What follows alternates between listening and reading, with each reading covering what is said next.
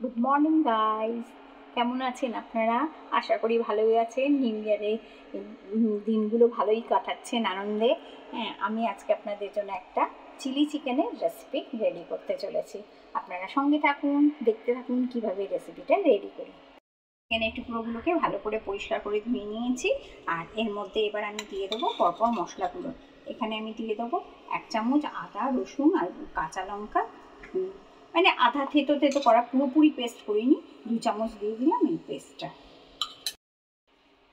এবার দেবো এর মধ্যে সামান্য নুন। নুনটা স্বাদ অনুযায়ী দেবেন। দেবো এখানে 1 চামচ গোলমরিচের গুঁড়ো। ভালো করে আমি মেখে নেবো চিকেনগুলোর সঙ্গে।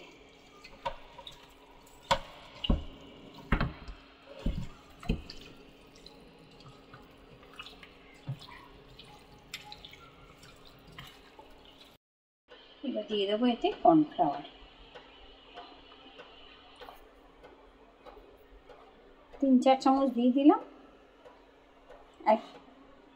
আর একটু লাগলে আবার দেবো উপর থেকে।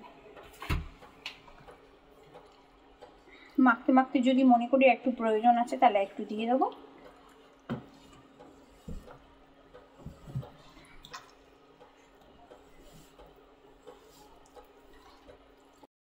কমপ্লিট হয়ে গেছে, 10 মিনিট রাখা হয়ে গেছে।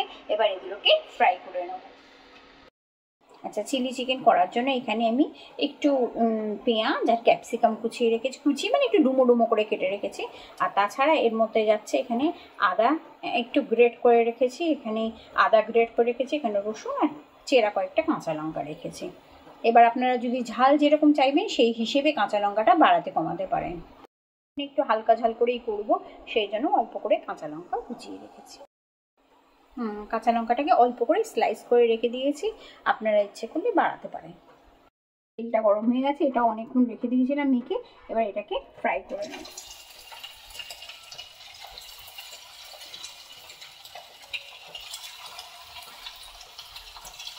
সরি, আপনাদের দেখাতে মনে নেই, আমি এর মধ্যে 2টো ডিমও ফাটিয়ে দিয়েছিলাম, আপনাদেরকে দেখাতে মনে নেই, ফিটিয়ে দিয়ে দিয়েছি। এবার সেই জন্য আপনারা যখন করবেন তখন ডিম এর মধ্যে মিলিয়ে দেবেন। আচ্ছা, এগুলো ফ্রাই করা হয়ে গেছে, এবার এগুলো মুছে দেবো।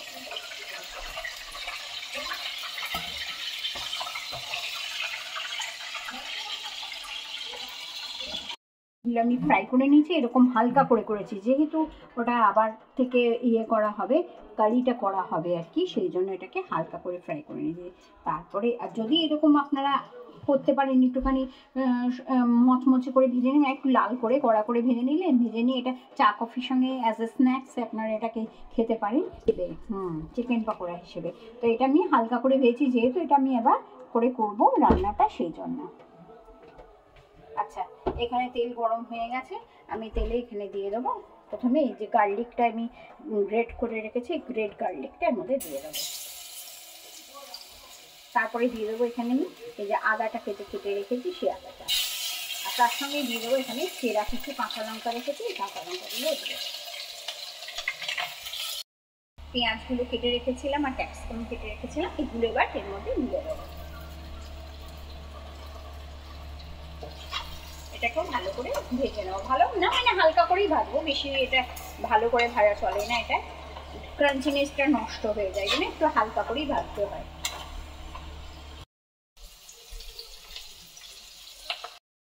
অল্প করে নুন দেবেন, কেন সয়া সস দিলে পরে একটু নুনটা বেশি লাগে, সেই জন্য অল্প একটু স্বাদ অনুযায়ী নুন দেবেন। আমি ভাজবো না, হয়ে গেছে। এবার এতে আমি দিয়ে দেবো সামান্য একটু গ্রেভির জন্য জল দিয়ে দেবো।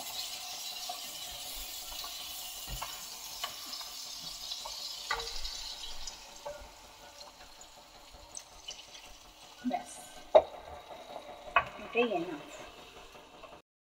অল্প জল নিয়েছি, আর এখানে দিয়ে দেবো আমি 2 চামচ সয়া সস।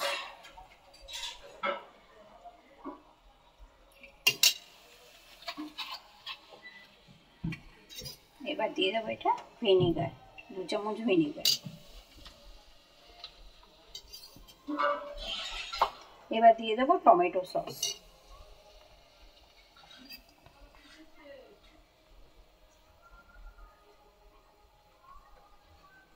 1 চামচ, এই 2 চামচের মতো এখানে টমেটো সস দিয়ে দিলাম। এবার দিয়ে দেবো চিলি সস।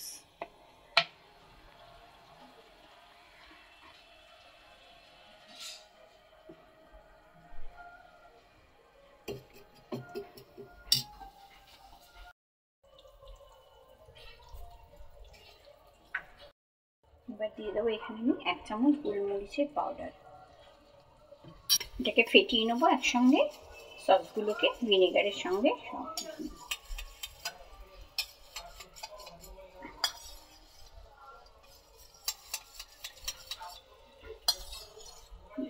দিয়ে দেবো আমি 1 চামচ কর্নফ্লাওয়ার।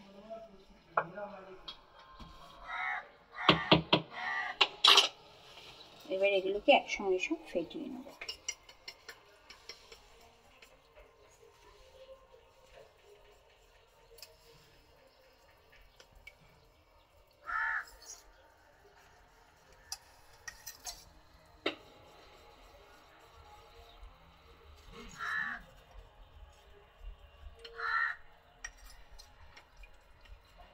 এবার এটাকে এর মধ্যে দিয়ে দেবো।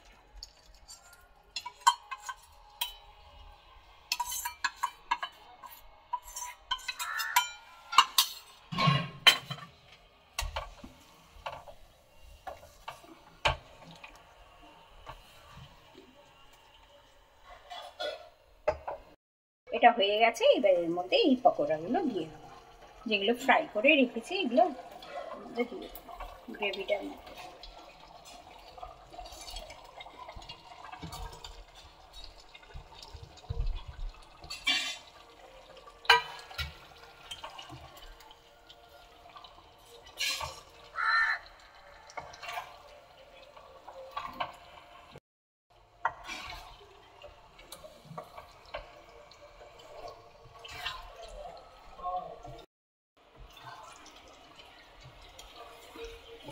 আপনারাও এইভাবে এই রেসিপিটাকে করবেন বাড়িতে, আর বাড়ির সবাইকে খাইয়ে অবশ্যই কমেন্টস করে জানাবেন যে কেমন লাগলো।